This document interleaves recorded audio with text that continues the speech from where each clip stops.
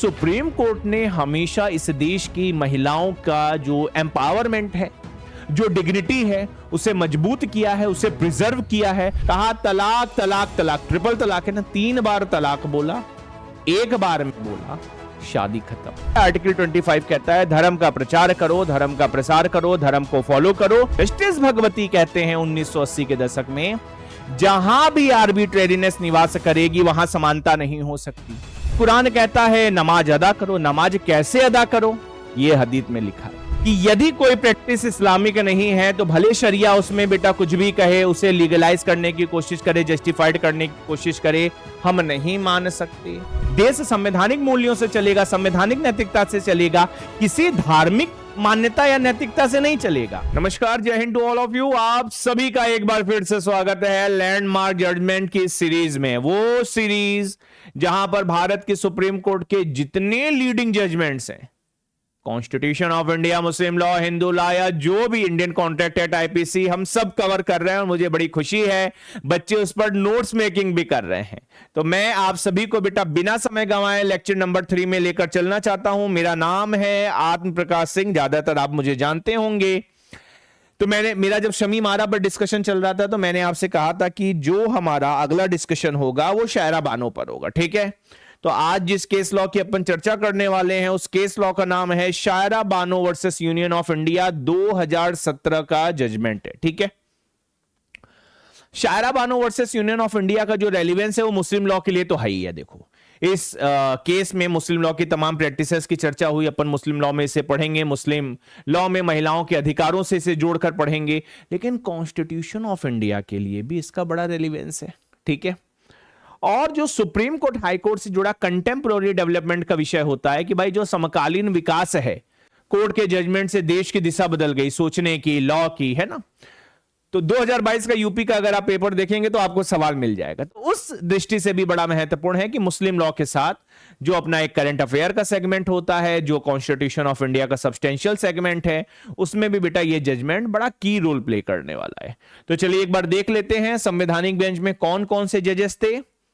न्यायमूर्ति जगदीश सिंह केहर, न्यायमूर्ति एस अब्दुल नजीर, न्यायमूर्ति उदय ललित, न्यायमूर्ति रोहिंटन और न्यायमूर्ति के.एम. जोसेफ। 5 जजेस बेंच थी, संवैधानिक बेंच थी, जिसने ट्रिपल तलाक को लेकर बेटा एक ऐतिहासिक जजमेंट दिया। ऐतिहासिक क्यों है मैं आपको बताऊंगा, इसके पीछे की पूरी कहानी बताऊंगा।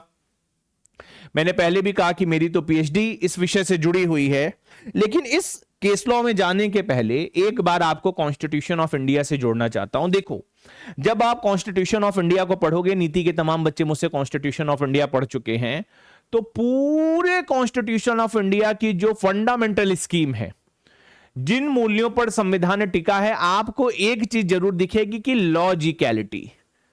हर आर्टिकल के पीछे, हर संवैधानिक संशोधन के पीछे, पार्ट्स के पीछे, शेड्यूल के मतलब सब जगह आपको लगेगा नहीं भाई ये तो लॉजिकल था, ठीक है। जैसे डिस्क्रिमिनेशन नहीं होना चाहिए, लेकिन ठीक है रिजर्वेशन होना चाहिए क्योंकि जो अंडर प्रिविलेज है उनको आगे लेकर जाना है। केंद्र को, सेंटर को कुछ मामले में ज्यादा पावर देनी है। नहीं, हमारे देश में इसलिए डेमोक्रेसी होनी चाहिए, प्रेसिडेंशियल फॉर्म ऑफ गवर्नेंस नहीं होना चाहिए। Justice, liberty, equality, fraternity, basic structure, सब कुछ लॉजिकल रीजनिंग पर टिका हुआ है। ट्रिपल तलाक को मैं क्यों इस विषय से जोड़ रहा हूं? क्योंकि सुप्रीम कोर्ट में बेटा दलील दी गई पेटिशनर की तरफ से, आगे चलकर अपन चर्चा करेंगे, ये लॉजिकल है ही नहीं, ये आर्बिट्रेरी तो है ही है, अनकॉन्स्टिट्यूशनल तो है ही है, ये लॉजिकल नहीं है। जो बात सती के लिए कही गई, भाई सती व्यवस्था थी इस देश में, कहा गया नहीं ये तो अत्याचारी प्रथा है, ये तो आर्बिट्रेरी प्रथा है, धर्म के नाम पर प्रताड़ित किया जा रहा है, महिलाओं को मारा जा रहा है। तो कहा नहीं, 1829-30 में बिकॉज ऑफ राजा राम मोहन राय और तमाम उस समय के जो एक्टिविस्ट थे उनकी वजह से सती व्यवस्था खत्म हो गई। लंबे समय तक अनटचेबिलिटी चली, लेकिन अब वो भी अपराध है। तो ये जितनी कुरीतियां हैं, जो ऐसी प्रैक्टिसेस हैं जो कहीं ना कहीं किसी एविल से जुड़ी हैं और जो समाज से जुड़ी हैं, सोशल एविल से हम कहते हैं ना, सामाजिक कुरीतियां, तो जब इनके खात्मे की बात करते हैं, जब इनको अंत करने की अपन बात करते हैं, तो हम कहते हैं नहीं भैया लॉजिकल नहीं है, अब के समय में होगा कभी, माना जाता होगा कभी, अभी नहीं है। तो यह विषय डायरेक्टली बेटा संविधान से निकला है। और देखिए, जब भारत के सुप्रीम कोर्ट की बात करिए तो आपके पास एक नहीं सैकड़ों जजमेंट हो सकते हैं। डैनियल लतीफी है ही है, सरला मुदगल है ही है, शाह बानो मैंने आपको पढ़ाया ही, विशाखा की गाइडलाइन अपने पास है ही है। तमाम ऐसे जजमेंट्स हैं। अभी 2022-23 की बात कर लो, हिजाब को लेकर जजमेंट है, जो फीमेल ट्राइबल्स हैं उनके अधिकारों के लिए बेटा सुप्रीम कोर्ट का जजमेंट है, लीगल एबॉर्शन के लिए सुप्रीम कोर्ट का जजमेंट है, जस्टिस एम.आर. शाह का जजमेंट है डाउरी डेथ को लेकर। तो सुप्रीम कोर्ट ने हमेशा इस देश की महिलाओं का जो एम्पावरमेंट है, जो डिग्निटी है, उसे मजबूत किया है, उसे प्रिजर्व किया है। तो the credit goes to the supreme court of this country कि उसने किसी भी धर्म, मैं बात मुस्लिम धर्म की नहीं है, हिंदू हो कोई भी धर्म हो, उससे जुड़ी अगर कोई गलत प्रैक्टिस है तो सुप्रीम कोर्ट ने कहा नहीं भाई ये तो अनकॉन्स्टिट्यूशनल प्रैक्टिस है। तो अपने टॉपिक में जाने के पहले बेसिकली मैं 2 से 3 मिनट मैं जो मुस्लिम लॉ में डाइवोर्स का मोडस ऑपरेंडी है, डाइवोर्स किन तरीकों से दिया जाता है, वाइफ कैसे दे सकती है, हस्बैंड कैसे दे सकता है, एक बार उसका अवलोकन कर लेते हैं, रिव्यू कर लेते हैं। और बेसिकली मेरे लिए जो महत्वपूर्ण है इस लेक्चर के लिए कि हस्बैंड किस किस तरीके से बेटा डाइवोर्स दे सकता है। ठीक है, तो आप देखिए डिवोर्स इन इस्लाम मैंने आपके लिए लिखा। पहले मैंने लिखा हस्बैंड किन किन तरीकों से दे सकता है, फिर जो म्यूचुअल कंसेंसस का डिवोर्स का तरीका है, फिर वाइफ के द्वारा। तो अपन केवल हस्बैंड की बात करेंगे। तो जब एक मुस्लिम पति अपनी पत्नी को तलाक देता है तो उसके पास बेसिकली बेटा तलाक के 3 तरीके हैं, जिन्हें कहा जाता है तलाक अहसन, तलाक उल हसन और तलाक बिद्दत, जिसे अपन कहते हैं बेटा ट्रिपल तलाक। ठीक है, यही 3 रिकॉर्ड्स हैं एक मुस्लिम पति के पास कि जब वो डिवोर्स देगा तो इन्हीं 3 तरीकों से देगा। एक बार जल्दी से इन तीनों तरीकों को रिव्यू कर लेते हैं, क्योंकि तभी आप तलाक बिद्दत से ट्रिपल तलाक से खुद को जोड़ पाएंगे। जब अपन बेटा तलाक अहसन की बात करते हैं तो इसे कहा जाता है ये सबसे प्योर फॉर्म ऑफ डाइवोर्स है कि पति ने कहा हमें तलाक लेना है, तो कहा गया पति को 3 महीने तक का वेट करना है, 90 दिनों तक का वेट करना है। तलाक के प्रोनाउंसमेंट के बाद एक ही बार तलाक का प्रोनाउंसमेंट होगा, तलाक एक बार बोला जाएगा, लेकिन 90 डेज तक वेट करना है किसे, पति को। हो सकता है 3 महीने में घर के बड़े बूढ़े समझा दें, पत्नी से प्यार वापस उत्पन्न हो जाए, दोनों के बीच आर्बिट्रेशन हो जाए, मीडिएशन हो जाए, कुछ भी हो जाए, बातचीत समझौता। तो कहा गया ये सबसे अप्रूव फॉर्म है, प्योर डाइवोर्स है। एक प्रोनाउंसमेंट होगा, 3 महीने का इंतजार करना होगा और कोशिश की जाएगी कि उन 3 महीनों में सेटलमेंट हो जाए। तो मोस्ट अप्रूव फॉर्म अगर इस्लामिक प्रिंसिपल की बात करो बेटा तो तलाक हसन है। दूसरा है तलाक उल हसन, मतलब जिसे तलाक एहसन भी कहते हैं, जब बीच में ई भी लग जाता है। तो इसमें भी 3 महीने का पीरियड है, मतलब इसमें हर महीने पति को तलाक तलाक तलाक बोलना होगा। 1 महीने में बोला, फिर दूसरे में बोला, फिर तीसरे में बोला। 3 महीने का पीरियड क्यों है? अरे उस डायलॉग के लिए, उस सेटलमेंट के लिए, संवाद के लिए, समझौता के लिए कि ठीक है भाई बोल दिया गया तलाक, लेकिन हो सकता है 3 महीने में बेटा समझौता हो जाए। तो कहा गया ये दोनों तो बढ़िया फॉर्म है जहां पर समय है अपनी गलती को सुधारने का, क्योंकि माना जाता है, इस्लाम की बात कर लो, हिंदू धर्म की बात कर लो, कि शादी एक पवित्र बंधन है और उसे तोड़ना नहीं चाहिए। जो तीसरा तरीका है जिसे अपन कहते हैं तलाक बिद्दत, ट्रिपल तलाक। ठीक है, तो बेसिकली बेटा ट्रिपल तलाक में ये जो बिद्दत शब्द है इसका मतलब आपको पता होना चाहिए, इसका मतलब है क्रिएशन। मैं लिख देता हूं, क्रिएशन को आप इनोवेशन से भी जोड़ सकते हैं। ये बाद में जोड़ा गया, ये शुरू में नहीं था। ठीक है, ऐसे तो तलाक बिद्दत के लिए कहा जाता है उमर के समय से 1400 साल पुरानी परंपरा है, 1400 साल पुरानी प्रैक्टिस है। लेकिन तलाक बिद्दत का जो बेसिक फ्रेमवर्क है वो ये है, एक सिंगल प्रोनाउंसमेंट, कहा तलाक तलाक तलाक, ट्रिपल तलाक है ना, 3 बार तलाक बोला, एक बार में बोला, शादी खत्म। कोई आर्बिट्रेशन नहीं, कोई समझौता नहीं, कोई संवाद नहीं, कोई स्कोप नहीं। तो कहा कि तलाक बिद्दत में गड़बड़ है यार। एक बार यदि पति ने बोल दिया, जैसे हमने कहा कि व्हाट्सएप पर बोल दिया, शराब के नशे में बोल दिया, कोई खाना वगैरह अच्छा नहीं बना, ऐसी तमाम न्यूज वगैरह आपने पढ़ी होंगी।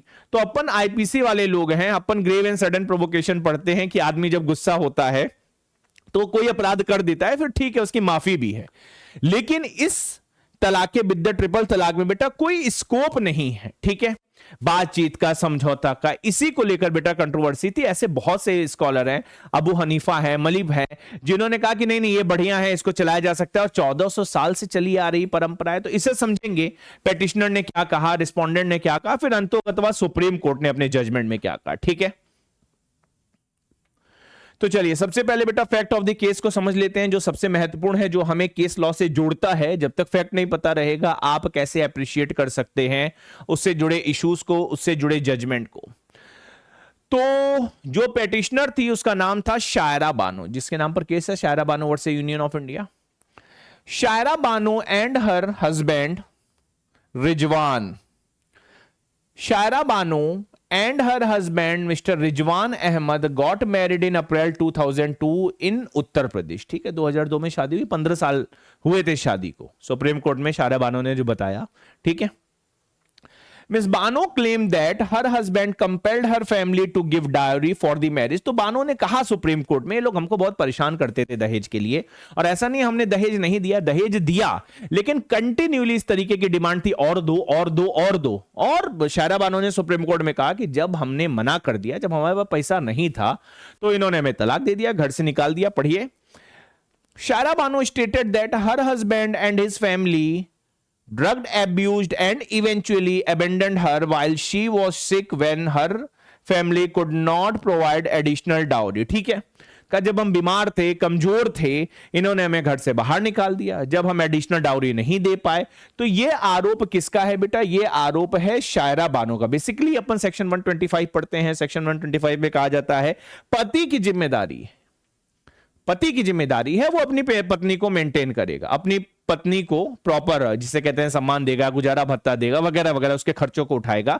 तो ये आरोप था, कॉज ऑफ एक्शन था कि भाई उन्हें हमें सपोर्ट करना चाहिए था, हम बीमार थे, हम कमजोर थे, लेकिन ये लगातार हमसे डाउरी मांगते रहे। जब हमारे पास नहीं था पैसा, हमारा परिवार नहीं था सक्षम संपन्न, तो इन्होंने कह दिया घर से बाहर निकल जाओ। ट्रिपल तलाक जो कंसिक्वेंस है वो एंश्यू हुआ। In 2015 mister Ahmed divorced miss Bano through the practice of talaq biddat, also known as instantaneous triple talaq। the practice does not require the wife's consent। तो पति ने कहा तलाक तलाक तलाक।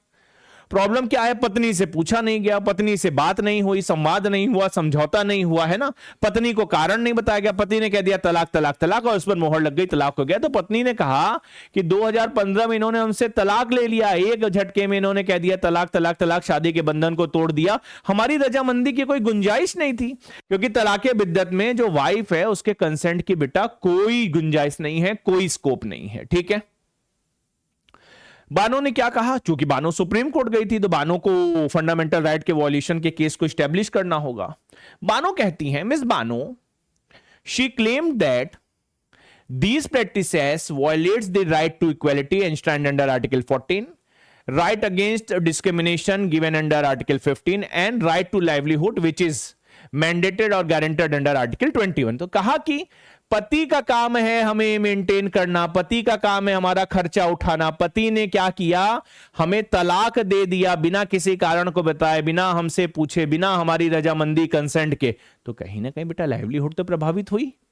ये भेदभाव करता है, ये समानता के अधिकार के खिलाफ है। ये तीनों ग्राउंड बानो ने सुप्रीम कोर्ट में रेज किए।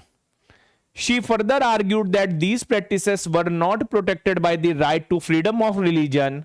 Religious freedom in India is subject to other fundamental rights, public order, morality and health। Miss Bano ने यह भी कहा, चूंकि ट्रिपल तलाक धर्म से जुड़ा है, धर्म के अनुयायियों ने कहा कि ये हमारे धर्म से जुड़ी प्रैक्टिस है। कहा नहीं, धर्म से जुड़ी प्रैक्टिस नहीं है। Freedom of religion is subject to public order, health, morality and other fundamental right. Freedom of religion बेटा जब आप आर्टिकल 25 पढ़ेंगे तो मैं कहता हूं सबसे कमजोर फंडामेंटल राइट है। पहले रेस्ट्रिक्शन दी हुई है, फिर फंडामेंटल राइट दिया है। तो ये जो कॉन्स्टिट्यूशनल मोरालिटी है, सोसाइटियल मोरालिटी है, बानो ने सुप्रीम कोर्ट में कहा कि नहीं, ये संवैधानिक नैतिकता, सामाजिक नैतिकता के खिलाफ ये प्रैक्टिस है। भाई एक महिला, उसे छोड़ दिया जा रहा है, पूछा नहीं जा रहा है ना। और जो एक शादी का बंधन है, जो पवित्र बंधन है, जो प्रॉफेट मोहम्मद के समय से कहा गया कि शादी का बंधन है, पवित्र बंधन है, इसे निभाना है, गुस्सा नहीं करना है, किसी तरीके की हिंसा नहीं करनी है, तलाक नहीं देना है, ये तमाम इस केस में बेटा विषय आए कि प्रॉफेट मोहम्मद ने कब कब क्या कहा, उसका अपन आगे चर्चा करेंगे। तो कहा नहीं, फ्रीडम ऑफ रिलीजन को भी ये वॉयलेट करता है। फ्रीडम ऑफ रिलीजन के नाम पर आप मोरालिटी को प्रभावित कर रहे हैं, कहीं ना कहीं पब्लिक ऑर्डर को भी प्रभावित कर रहे हैं। तो ये बानो ने सुप्रीम कोर्ट में इन सारे विषयों को रेज किया। सो 2017 16 फरवरी की तारीख थी जब सुप्रीम कोर्ट ने कह दिया भाई सब लोग WS सबमिट कर दो, रिटर्न सबमिशन सबमिट कर दो, जो भी कंसर्न पार्टीज हैं, जो भी नेसेसरी पार्टीज हैं। तो बेसिकली जो शायरा बानो थी, उन्होंने 3 प्रैक्टिसेस को बेटा चैलेंज किया था। पहली प्रैक्टिस थी तलाक बिद्दत, ट्रिपल तलाक, जिसकी अपन चर्चा कर रहे हैं। दूसरी प्रैक्टिस थी निकाह हलाला। निकाह हलाला क्या प्रैक्टिस होती है कि भाई डिवोर्स हो गया, ठीक है, तो डिवोर्स होने के बाद पति कहता है उसी पत्नी से फिर से शादी करनी है, तो कहा नहीं आप नहीं कर सकते जब तक वो पत्नी दोबारा शादी ना परफॉर्म कर ले। तो दोबारा शादी परफॉर्म करने की जरूरत है, फिर दूसरी हुई शादी से डिवोर्स लेने की जरूरत है, फिर जाके आप पहले वाले पति से शादी कर सकते हैं। इसे इसलिए इंट्रोड्यूस किया गया था कि पति के मन में डर रहे, एप्रीहेंशन रहे, फियर रहे कि अरे भैया हमने अपनी पत्नी को डिवोर्स दे दिया तो फिर तो हम इससे शादी कर ही नहीं सकते हैं। तो कहा नहीं निकाह हलाला भी गड़बड़ है, असंवैधानिक है। और जो तीसरी प्रैक्टिस थी जिसे बानो ने बेटा रेस किया वो पॉलीगैमी की थी कि एक से ज्यादा, जो मुस्लिम धर्म में परमिशन है कि एक से ज्यादा शादियां कर सकते हैं अप टू 4 का, ये भी असंवैधानिक है, ठीक है।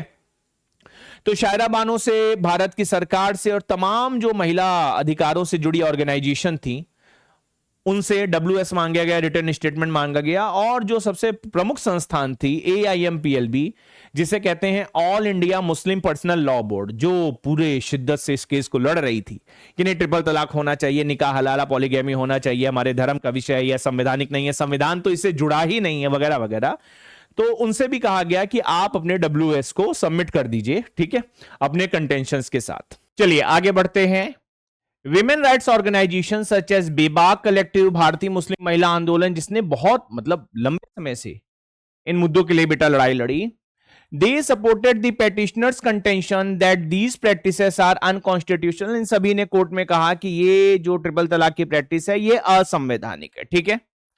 The AIMPLB, All India Muslim Personal Law Board, on the other hand, said that uncodified Muslim personal law is not subject to constitutional judicial examination and that these are the fundamental Islamic practices protected by Article 25 of the Constitution। तो prima facie AIMPLB का जो contention था वो ये था कि जो मुस्लिम personal law है वो पर्सनल लॉ है, अनकोडिफाइड है, उसमें कोई आर्टिकल सेक्शन वगैरह नहीं है, कोई अमेंडमेंट नहीं है, ठीक है। तो कहा कि ये जो संवैधानिक पुनर्विलोकन की प्रक्रिया है, कॉन्स्टिट्यूशनल जुडिशियल एग्जामिनेशन का जो प्रोसीजर है, ये तो आता ही नहीं है मुस्लिम पर्सनल लॉज के दायरे में। और हमारे पास आर्टिकल 25 है। आर्टिकल 25 कहता है धर्म का प्रचार करो, धर्म का प्रसार करो, धर्म को फॉलो करो। इसलिए कोर्ट ऑफ लॉ का, पार्लियामेंट का इस प्रैक्टिस में कोई इंटरवेंशन नहीं हो सकता है। चलिए, तो बेटा बेसिकली 3 इश्यूज थे, वैसे तो 4 थे लेकिन आप इसे 3 बना के चलो। इन तीनों ही इश्यूज को बड़ी डिटेल में समझने की कोशिश करेंगे कि पेटिशनर ने क्या कहा, रिस्पोंडेंट ने क्या कहा, ठीक है। तो इश्यू नंबर 1 इस तलाके बिद्दत एंड इस्लामिक कॉन्सेप्ट, जो सबसे पहला विषय था कि अगर ट्रिपल तलाक की बात करते हैं, तलाके बिद्दत की बात करते हैं, तो क्या यह इस्लामिक प्रैक्टिस है? क्या इसे प्रॉफेट मोहम्मद ने स्वीकृति दी थी? कुरान इसे स्वीकृति देता है? पहला इशू। दूसरा इशू क्या था बेटा? वेदर दी मुस्लिम पर्सनल लेजिस्लेशन शरीयत एक्ट, जिसे कहते हैं शरिया कानून, ये 1937 का है, ठीक है, आजादी के पहले का है, इस पर भी चर्चा होगी।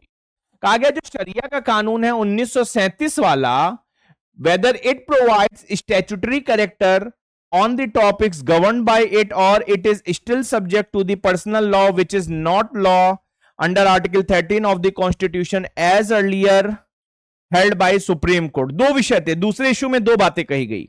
कहा गया शरिया का जो कानून है उसमें जितने सब्जेक्ट हैं, क्या उन सब्जेक्ट का शरिया में पाए जाने का यह मतलब है कि उन सारे सब्जेक्ट के पास शरिया का स्टैट्यूटरी कैरेक्टर है? दूसरा विषय क्या था? दूसरा विषय था कि यदि नहीं है स्टैट्यूटरी कैरेक्टर शरिया में, तो क्या हम पर्सनल लॉ को आर्टिकल 13 के साथ पढ़ेंगे? क्योंकि जो नसरू अप्पा माली वाला जजमेंट है 1951 का, 1951 में भारत के सुप्रीम कोर्ट ने कहा कि जो आर्टिकल 13 ऑफ द कॉन्स्टिट्यूशन है, जिसे आप फंडामेंटल मानते हैं, प्रोटेक्टर मानते हैं, गार्जियन मानते हैं फंडामेंटल राइट का, वो पर्सनल लॉ पर एप्लीकेबल नहीं होता है। तो इश्यू नंबर 2 ये था। कोर्ट ने कहा कि ठीक है भाई, इस पर भी चर्चा करते हैं। इश्यू नंबर 3 क्या है बेटा? आर्टिकल 25 को लेकर, is article 25 of the constitution applicable? मतलब जब शरिया की बात करेंगे, तलाक बिद्दत की बात करेंगे, या इस तरीके की किसी भी धार्मिक प्रैक्टिस की बात करेंगे, तो क्या इसे आर्टिकल 25 के साथ पढ़ा जा सकता है? आर्टिकल 25 कहता है right to practice profess propagation, तो क्या तलाक बिद्दत आर्टिकल 25 के द्वारा प्रोटेक्टेड है? ठीक है, ये 3 इशू थे, तीनों ही इशू को मैंने बड़ी, जिसे कहते हैं, खूबसूरती से आपके लिए बेटा रिसर्च करके लिखा है। आप एक एक इशू को पढ़ना और कोशिश करना उसे याद कर लेना, उसका जो जिस्ट है, उसका जो सब्सटेंस है, कि एग्जामिनेशन में एक अच्छी आंसर राइटिंग हो सके। तो चलिए let's move to issue number 1। तो जो पेटिशनर ने कहा, जो रिस्पोंडेंट ने कहा, उन सभी को मिलाकर बेटा मैंने इस स्लाइड को तैयार किया है। आप समझने की कोशिश करें जो इसका कॉन्सेप्ट है। जो पहला वाला इशू था कि क्या यह कॉन्सेप्ट इस्लामिक है, तो तलाके बिद्दत is an irrevocable kind of talaq और divorce declaring it thrice in one go. ठीक है, हम लोगों ने पढ़ लिया, समझ लिया, एक बार में 3 बार तलाक बोल दिया गया। इररिवोकेबल है, कोई गुंजाइश नहीं है, निकाह हलाला करोगे फिर ही शादी हो सकती है। This form of talaq is distinguished by the fact that it takes effect immediately and is irreversible. Furthermore, triple talaq can only be declared by husband against his wife and not vice versa. हम लोगों ने तलाक हसन पढ़ा, कहा 3 महीने का समय है, गलती सुधार लो। यहां पर गलती सुधारने का कोई मौका नहीं है, आर्बिट्रेशन, मीडिएशन, कंसिलिएशन का कोई मौका नहीं है। दूसरा विषय, इशू नंबर 1 के पर्टेनिंग में क्या कहा गया? कहा यह गया कि ये तो केवल पति दे सकता है अपनी पत्नी को, पत्नी तो दे ही नहीं सकती है। मतलब ये एक ऐसा विशेषाधिकार है जो केवल पति को मिला है और इररिवर्सिबल कैरेक्टर का है। ठीक है, इररिवोकेबल है। The Quran, the Hadith, the Ijma, the Qiyas. ठीक है, कहा गया they are the 4 sources of the Islamic law according to the scholarly author A Fyzee. हम लोग जब मुस्लिम लॉ पढ़ेंगे तो इनकी तमाम थ्योरीज को, डेफिनेशन को पढ़ेंगे। ए फाइजी क्या कहते हैं? The Quran as the God's word is the primary source of the law, supplementing it are the Hadith which are the prophet tradition, the remaining 2 are irrelevant. मतलब ये जो इजमा है, इजमा मतलब कंसेंसस, ठीक है, किया मतलब बेटा का जो लॉजिकल डिडक्शन है, कहा ये इजमा किया को छोड़ दो। Basically upon source of Islamic law में कुरान की बात करते हैं, हदीथ की बात करते हैं। कुरान क्या है बेटा? वो तो कहा गया। फाइजी कह रहे हैं कि ठीक है भैया, ये तो प्रॉफिट मोहम्मद का शब्द ही है, वर्ड ही है। हदीथ क्या है? मतलब हदीथ आप ऐसे समझिए कि प्रॉफिट मोहम्मद ने जो एक्शन लिया, जो साइलेंट अप्रूवल दिए, जो नरेशन है, जो रिपोर्ट है, ठीक है। तो कहा जाता है, कुरान कहता है नमाज अदा करो, नमाज कैसे अदा करो, ये हदीथ में लिखा है।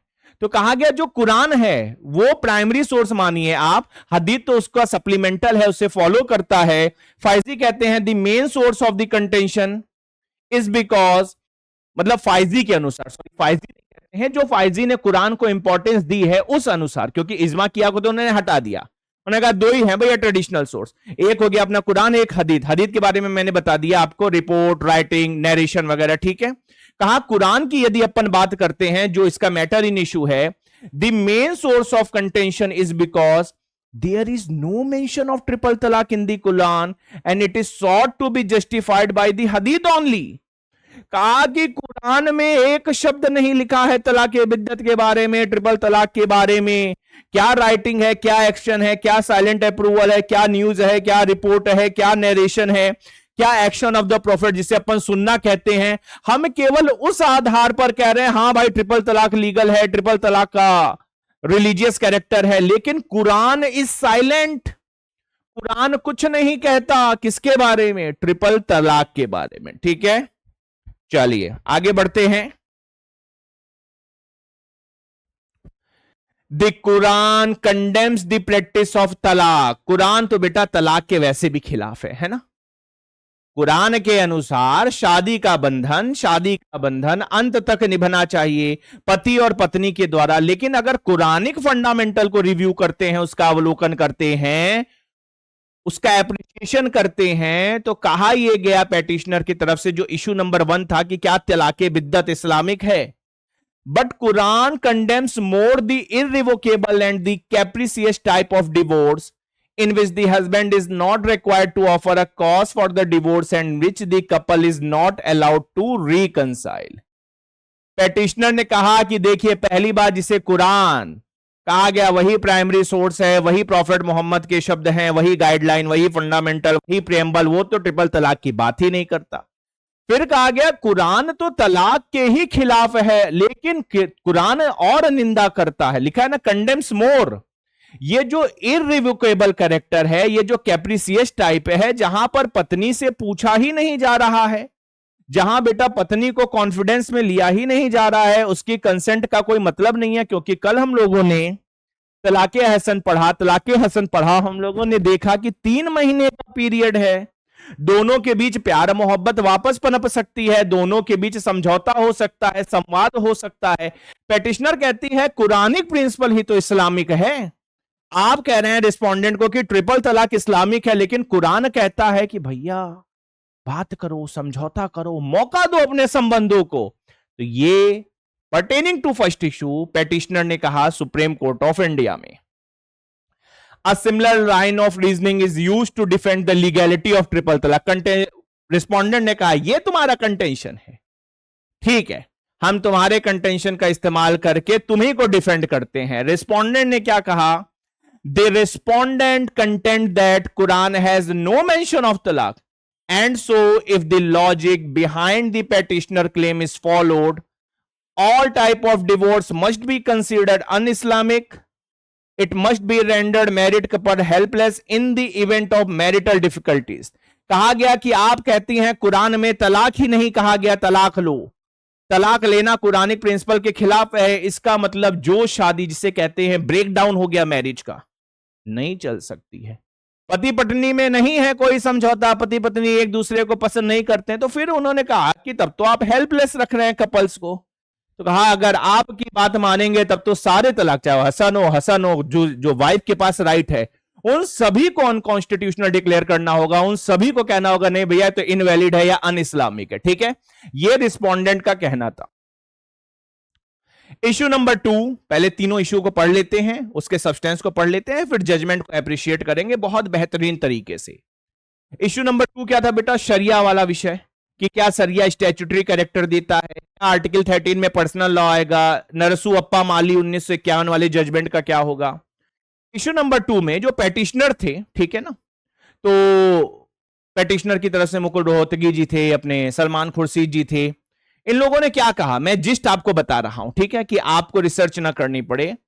Instead of addressing gender equality under article 15 the focus is shifted towards the arbitrability and arbitrariness of law।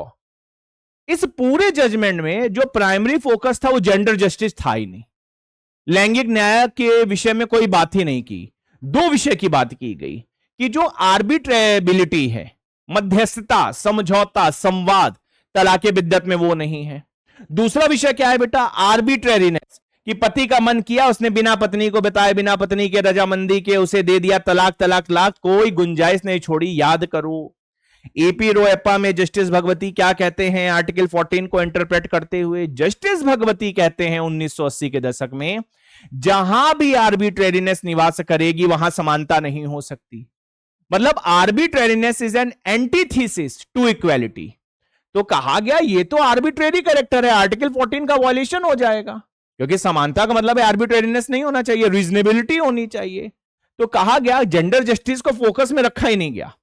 कहा गया साहब ना तो आर्बिट्रेबिलिटी का कोई गुंजाइश है, और पूरी तरीके से एक आर्बिट्रेरी पावर एक मुस्लिम पति को दी जा रही है। This effectively avoid discussing the concern that तलाक में only be used by man and not women, as well as the challenge of addressing the other 2 form of तलाक। तो कहा गया वो जो दूसरे तरीके हैं तलाक के, वो इस्लामिक हैं नहीं हैं, उनका क्या होगा? कहा उस पर बात ही नहीं की गई। कहा गया जिसकी बात कर रहे हैं, जो मैटर इन इशू है, जो कॉज ऑफ एक्शन प्रोवाइड कर रहा था शायरा बानो को, बेबाक को, या भारतीय मुस्लिम महिला आंदोलन को, कहा गया उस प्रैक्टिस में आर्बिट्रेरीनेस है और मध्यस्थता नहीं है, पत्नी के पास कोई विकल्प नहीं है। It is about issue number 2। This allowed court to concentrate solely upon triple talaq as oppose to the other varieties of talaq. कहा कि हसन की बात ही नहीं करेंगे, केवल तलाक बिद्दत की बात करेंगे। ठीक है, क्योंकि पेटिशनर ने बड़ी खूबसूरती से जो अपना कंटेंशन था बेटा उसे लिमिटेड डोमेन में रखा। According to Muslim law, the Muslims man under the circumstances like the women is indocile or with a bad character alone can divorce his wife, otherwise cannot। कहा गया कि यदि इस्लामिक फंडामेंटल्स को review करते हैं उस रोशनी में तलाक को अप्रिशिएट करते हैं, तो ठीक है, पति के पास यह विकल्प है कि वो अपनी पत्नी को क्या कर सकता है, तलाक दे सकता है। लेकिन केवल दो परिस्थितियां बताई गई हैं। वो दो परिस्थितियां क्या है? इफ द वाइफ इज इंडोसाइल और विद द बैड कैरेक्टर, कहा कि अगर ये है तो अपनी पत्नी को डिवोर्स दे दो, लेकिन उसके अलावा दूसरी कोई परिस्थिति नहीं है जहां पर अपनी पत्नी को छोड़ा जा सकता है एज पर द इस्लामिक ज्यूरिस्प्रूडेंस। ठीक है, तो बेटा इसका आंसर क्या निकला? The answer to the question, जो सुप्रीम कोर्ट का भी ऑब्जर्वेशन था, ठीक है, it falls within the scope of Article 13, that is pre-constitutional law, as it predates the enactment of the Constitution 1937। ये पहला विषय है, इसे आपको ध्यान से समझना होगा। शरिया का कानून कब आया? शरिया का कानून कब आया? 1937।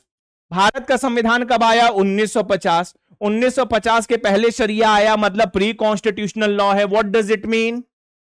अपन आर्टिकल 13 में पढ़ते हैं, जो कुछ भी है, लॉ है, बाय लॉ है, रेगुलेशन है, नोटिफिकेशन है, कस्टम है, यूजेस है, प्रैक्टिस है, कुछ भी है, by virtue of article 13, if it is not in consonance with the part 3rd, if it is not in consonance with the fundamental right, उसे बेटा डॉक्ट्रिन ऑफ सेवरेबिलिटी से, उसे बेटा डॉक्ट्रिन ऑफ एक्लिप्स से हम कहेंगे नहीं चल सकता। तो प्री कॉन्स्टिट्यूशनल लॉ में डॉक्ट्रिन ऑफ एक्लिप्स लागू होता है। मौलिक अधिकारों की समानता में प्री कॉन्स्टिट्यूशनल लॉ इस देश में चलेंगे। कहा गया, पहला विषय जो मैंने आपको कहा, शरिया की आप बात करते हैं, रिस्पोंडेंट का शरिया प्री कॉन्स्टिट्यूशनल है, और वो आर्टिकल 14 के कंसोनेंस में नहीं है, 15 के कंसोनेंस में नहीं है, 21, 25 के कंसोनेंस में नहीं है। पेटिशनर ऐसा कह रहा है, मैंने कहा मैं जिस्ट लेकर आया हूं आपके लिए। दूसरा विषय, और जिस पर बाद में बेटा यूयू ललित वगैरह ने मोहर भी लगाई, नरीमन ने मोहर भी लगाई, according to pre-constitutional law, if anything infringes fundamental right, then that should be declared as void according to their inconsistency level by using the doctrine of eclipse and severability। जो मैंने आपको बताया, सर्वोच्च प्राथमिकता दी जाएगी मौलिक अधिकारों को। मौलिक अधिकारों के इनकंसोनेंस में कुछ भी नहीं चल सकता। मतलब इस देश में 1240 लॉ, 1240 लॉ में जितनी धाराएं हैं, उनमें से बेटा कोई एक धारा यदि फंडामेंटल राइट की खिलाफत करे तो हम कहेंगे आप पूरे कानून को उठा के फेंक दीजिए, है ना। डॉक्ट्रिन ऑफ सेवरेबिलिटी क्या है? यदि उस धारा को हटाने से कानून नहीं चल सकता है, बेसिक किसी प्रोविजन को हटाने से, तो पूरा कानून हटा के फेंक दो, है ना। तो कहा गया ना, नहीं चलेगा। शरिया यदि कॉन्स्टिट्यूशनल प्रोविजन को वायलेट कर रहा है तो नहीं चलेगा। द प्रैक्टिस ऑफ ट्रिपल तलाक is against article 14 as it only benefits male and not female। तो अपन डॉक्ट्रिन ऑफ रीजनेबल क्लासिफिकेशन पढ़ते हैं। डॉक्ट्रिन ऑफ रीजनेबल क्लासिफिकेशन में हम कहते हैं कि यदि क्लासिफिकेशन करना है, यदि रिजर्वेशन देना है, यदि कंपेंसेटरी ज्यूरिस्प्रूडेंस को आगे बढ़ाना है, तो क्लासिफिकेशन रीजनेबल होना चाहिए। याद करो नरगिस मिर्जा वाला केस, एयर इंडिया वाला हम लोगों ने पढ़ा है। तो कहा कोई औचित्य नहीं है, कोई लॉजिकलिटी नहीं है, आप केवल मेल को कह रहे हैं कि तुम्हारे पास तलाक बिद्दत वाला अधिकार है, फीमेल के पास है ही नहीं, ठीक है। तो कहा गया नहीं भैया, ये तो आर्टिकल 14 को वायलेट करता है। As per article 13 clause 1 the Sharia act which allows for the application of triple talaq should be declared invalid. तो जो दूसरा विषय था आर्टिकल 13 को लेकर, शरिया को लेकर, मैंने आपको आसान भाषा में समझाने की कोशिश की। शरिया प्री कॉन्स्टिट्यूशनल लॉ है, पेटिशनर कहता है फंडामेंटल राइट के कंसोनेंस में नहीं है। और जहां तक बात आर्टिकल 13 की है, आर्टिकल 13 का रेफरेंस नहीं दिया पेटिशनर के वकीलों ने।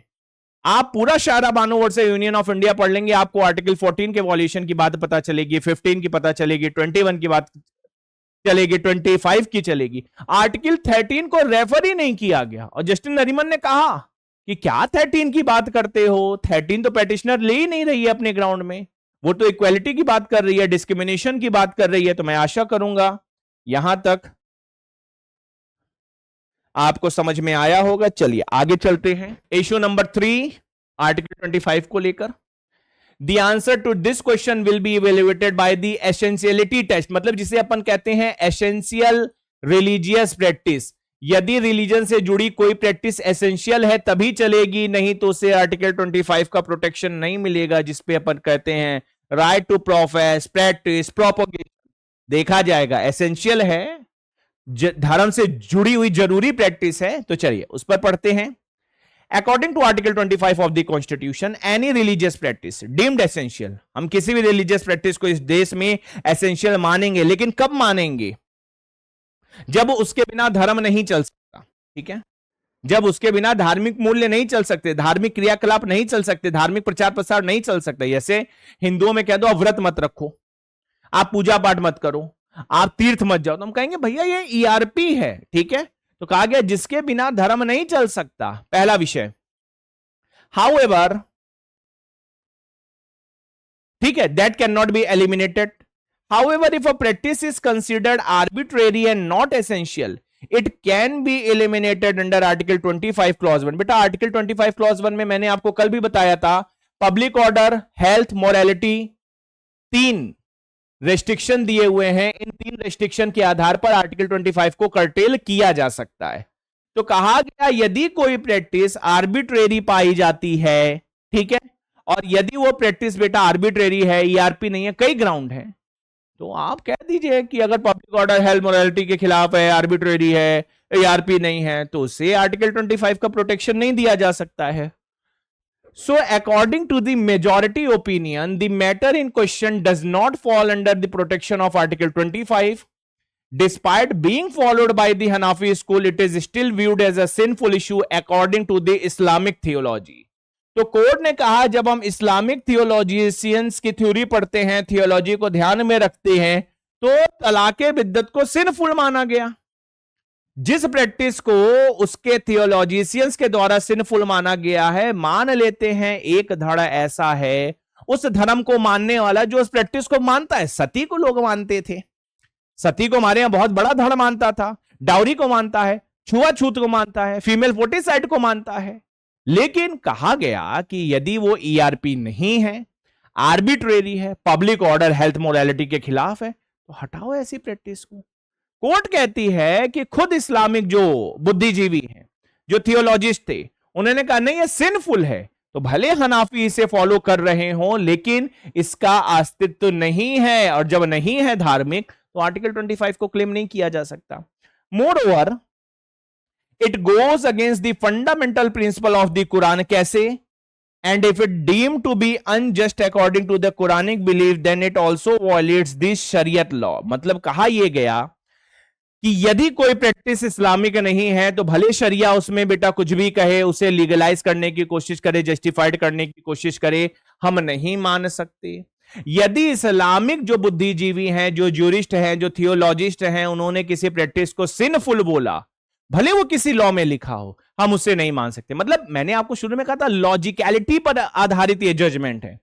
कहा यह जा रहा है कि जब बेटा कुरान तलाके बिद्दत की बात नहीं कर रहा है, उसके जो प्रूडेंशियल एस्पेक्ट है उसमें तलाके बिद्दत जैसी प्रैक्टिस को अलाउ नहीं किया जा रहा है, हम उसे आर्टिकल 25 का प्रोटेक्शन इसलिए नहीं दे रहे हैं क्योंकि उसमें कुरान का कोई है ही नहीं सैंक्टिटी। तो आप कैसे ये कह सकते हैं कि बिकॉज ऑफ शरिया या because of some followers of the Hanafi law या because of some other consideration इसे इस देश में लागू किया जाना चाहिए? क्योंकि आर्टिकल 25 लागू होगा धार्मिक मूल्यों पर, रिलीजियस फंडामेंटल पर, और जब रिलीजियस फंडामेंटल ही उस प्रैक्टिस को इंडोर्स नहीं कर रही है, स्टैब्लिश नहीं कर रही है, तो फिर आर्टिकल 25 कैसे लागू होगा? नहीं हो सकता।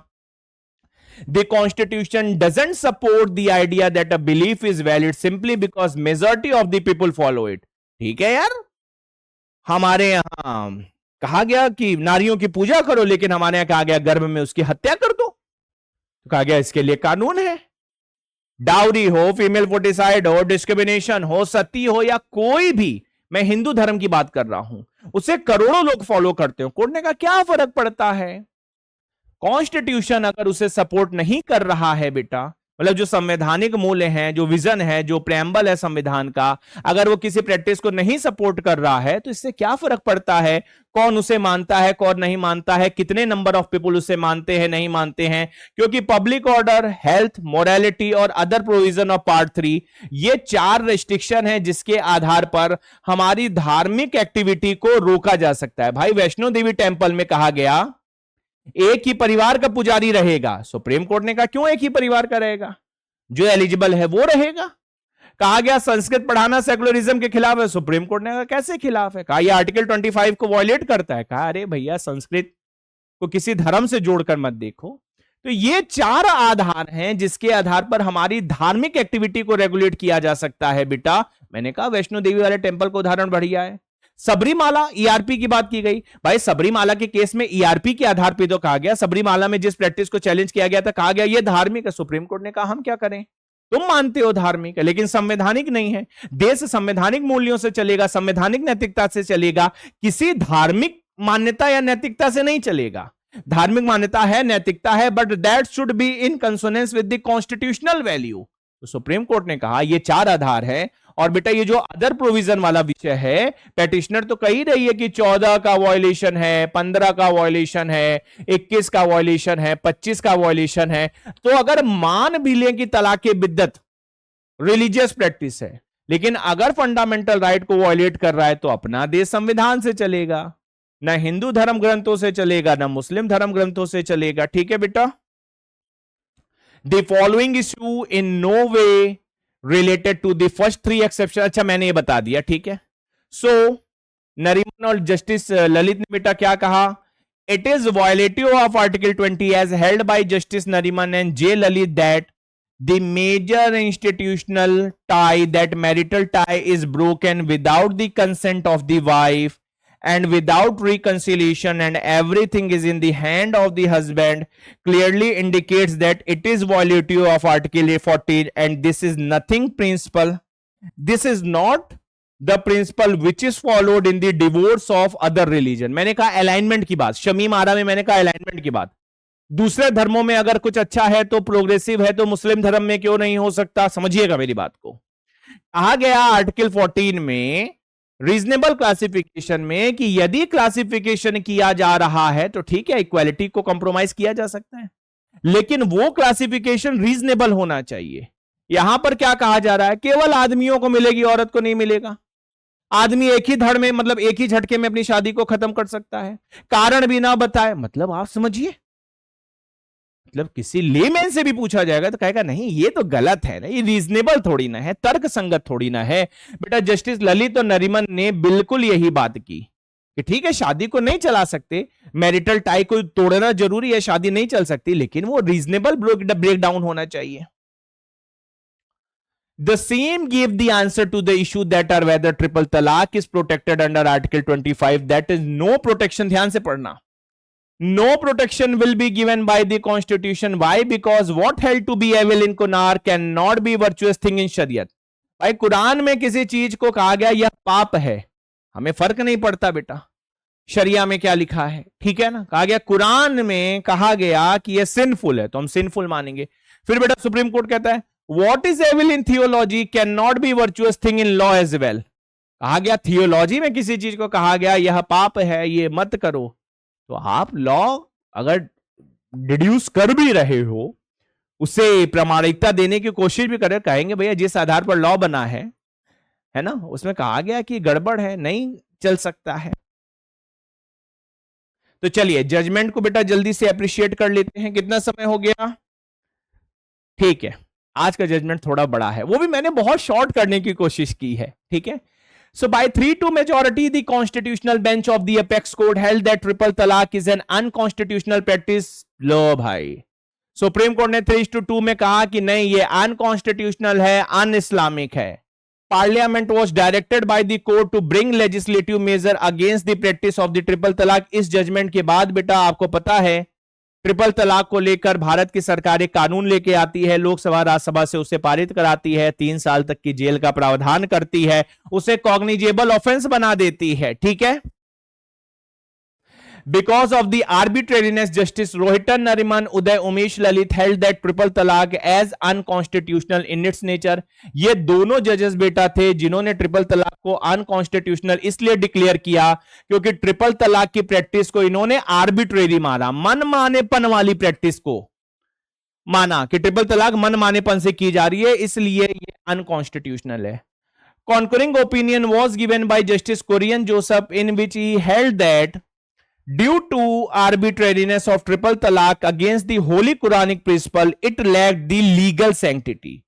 तो जो मैंने आपसे कहा था कि यदि कोई बात कुरान में सिनफुल बताई गई है और शरिया में कहा जा रहा है नहीं नहीं शरिया तो कही रहा है ठीक है अलाउ कर दो, या थियोलॉजिस्ट जो है कह रहे हैं अलाउ कर दो, तो कुरियन जोसेफ ने कहा कि भैया जो कुरान है, जो मुस्लिम धर्म जहां से निकला हुआ है, यदि वो किसी प्रैक्टिस को कह रहा है वो गड़बड़ है तो हम लीगल सैंक्टिटी उसको दे ही नहीं सकते हैं। तो कहा कि पूरे कुरान सारी आयतों को अगर पढ़ लिया जाए तो कहीं भी तलाके बिद्दत का जिक्र नहीं है, कहीं भी उसका जस्टिफिकेशन नहीं है, इसलिए निश्चित तौर पर हम इसकी लीगल सैंक्टिटी को डिनाई करते हैं, इसका आधार शून्य है, ट्रिपल तलाक को इस्लामिक प्रैक्टिस नहीं माना जा सकता है। लेकिन chief justice of India Kehar और अब्दुल नजीर ने बेटा डिसेंटिंग ओपिनियन दिया। उन्होंने क्या कहा मैं जिस्ट में आपको बताता हूं। उन्होंने कहा कि देखो भैया ये धर्म से जुड़ा मामला है, आर्टिकल 25 कहता है right to practice profess propagation वाला अधिकार इस देश के सभी लोगों को मिला है। तो it is not the supreme court of India which can decide कि ये चलना चाहिए नहीं चलना चाहिए। सुप्रीम कोर्ट ऑफ इंडिया के chief justice of India justice Kehar dissenting opinion देते हुए, अब्दुल नजीर डिसेंटिंग ओपिनियन देते हुए कहते हैं the right forum is the parliament of India, the right authority is the parliament of India which can only decide कि ये practice चलनी चाहिए कि नहीं चलनी चाहिए। हम 6 महीने का समय देते हैं पार्लियामेंट ऑफ इंडिया को, वो डिसाइड कर ले, वो लॉ बना ले, ठीक है। तो इनका डिसेंटिंग ओपिनियन था by virtue of article 25 of the constitution. तो इन्होंने बेटा रिस्पोंडेंट का एक तरीके से साथ दिया, कहा कि नहीं ट्रिपल तलाक के पास आर्टिकल 25 की सैंक्टिटी है और बिकॉज ऑफ आर्टिकल 25 हम इसे अनकॉन्स्टिट्यूशनल डिक्लेयर नहीं कर रहे हैं, पार्लियामेंट देख ले, ये काम पार्लियामेंट का है, लॉ बनाने का काम पार्लियामेंट डिसाइड कर सकती है, ठीक है। तो ये हो गया, ठीक है, लेजिस्लेटिव एक्शन, ठीक है, इट इज डन। अच्छा ठीक है, तो बाई रेशियो 3:2 मेजॉरिटी ने कह दिया ट्रिपल तलाक अनकॉन्स्टिट्यूशनल है, अनइस्लामिक है। और हमने देख लिया बेटा एक बार शुरुआत में तो लोकसभा में से पारित कर दिया गया, राज्यसभा में बिल गिर गया, फिर सितंबर 2018 का पॉसिबल समय था जब ऑर्डिनेंस आया, फिर बाद में 2019 में इस पर कानून आ गया लोकसभा राज्यसभा में। तो बेसिकली इस कानून से बेटा कॉन्स्टिट्यूशन ऑफ इंडिया की सुप्रीमेसी स्टैब्लिश होती है कि भैया तुम्हारे धर्म में कुछ भी लिखा हो, तुम हिंदू मुसलमान जैन सिख बुद्ध पारसी कुछ भी, फर्क नहीं पड़ता है, आपको संविधान का सम्मान करना होगा, संविधान को प्राथमिकता देनी होगी। तो निश्चित तौर पर ये जो जजमेंट है ये अनक्वेश्चनेबल स्टेप है बेटा। जब हम जेंडर इक्वालिटी की बात करेंगे, इक्वालिटी की बात करेंगे, डिस्क्रिमिनेशन की बात करेंगे, तो कहा जाएगा नहीं भैया Shayara Bano versus union of India. हालांकि जेंडर जस्टिस प्राइमरी फोकस नहीं था, लेकिन उसके बावजूद बेटा इस देश की करोड़ों महिलाओं को कहा जाता है न्याय मिला। कहा गया कि जो बाकी धर्म की महिलाएं हैं, जो उनके पास अधिकार है, आज हमारे पास भी अधिकार है। हमारी शादी को, हमारे शादी के बंधन को कैप्रिसियसली, आर्बिट्रेरीली नहीं खत्म किया जा सकता है। इसीलिए कहा गया तलाके बिद्दत जो है वो अनकॉन्स्टिट्यूशनल है। तो चलिए, निश्चित तौर पर यह जजमेंट बहुत ही बेहतरीन है। मैं आशा करूंगा मैंने आसान शब्दों में इसे समझाने की कोशिश की। आपको यदि कोई डाउट होगा तो मुझे जरूर बताना। फिर मिलेंगे अगले जजमेंट के साथ। नमस्कार।